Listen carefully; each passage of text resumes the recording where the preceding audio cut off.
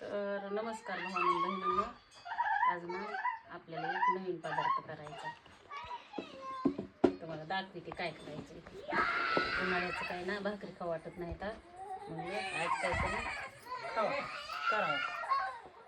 तुम्हाला सांगते ह्याच्यात ना मग लसूण दाखवायचा राहिला होता. ह्याच्यात लसूण जिरे आणि हिरवी मिरची तुम्हाला सांगते. पाणी सोडून घ्यायचं. ठेव कांदा,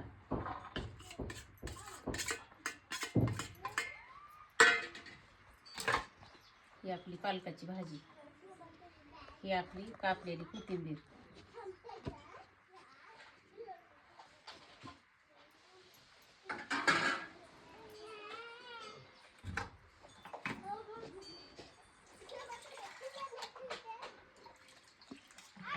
मला सांगते भांड्याला मसाला लागला होता.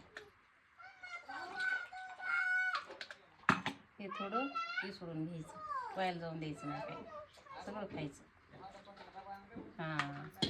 आता ना त्याच्यात आपलं मिरचीमध्ये बी लसणामध्ये मिरचीमध्ये मीठ घेतलेले, अजून थोडंसं वरून मीठ टाकायचं.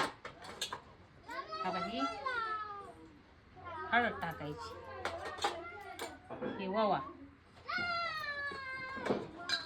मला सांगते हे सगळं असं करायचं. असं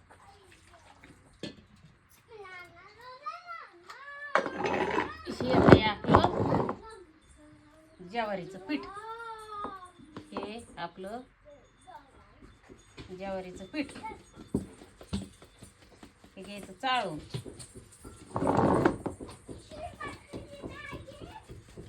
काहीतरी आपल्याला जे खाऊ वाटतंय का ते करून खायचं. एवढं बाद झालं ज्वारीचं पीठ.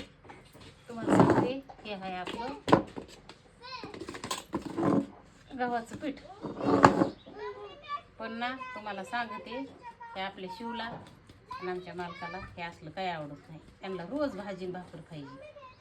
भाजी भाकर नाही चपाती, त्यांना काही जमत नाही येडं वाकडं. हे त्यांच्या हिशोबाने येडं वाकडं. तुम्हाला सांगते हे आपलं घरच्या डाळीचं हे बेसन पीठ गिरणीहून दळून आणलेलं घरच्या डाळीचं. एकच ह्यानं काही नाही.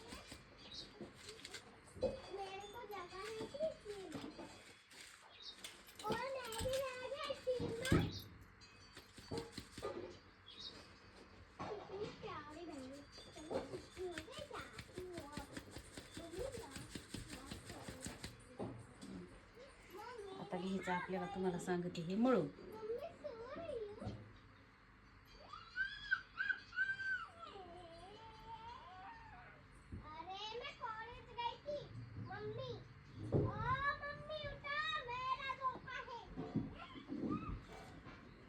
रोज भाजी भाकर तुम्हाला सांगते खाऊच वाटाना आणि रोजच काम आहे. आणि कवा खावा काही जर खायचं असलं तर. त्याच्यामुळं ना म्हणलं आज काहीतरी नवं करून खावा म्हणून तुम्हाला सांगते. हे का नाही आपण करायला घातलंय.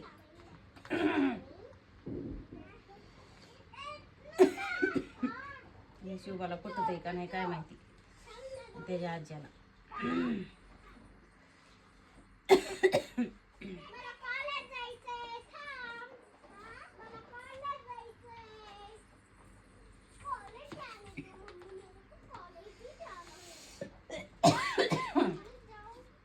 असा वास तर मस्त सुटलाय, खायला तर लईच भारी लागणार आहे.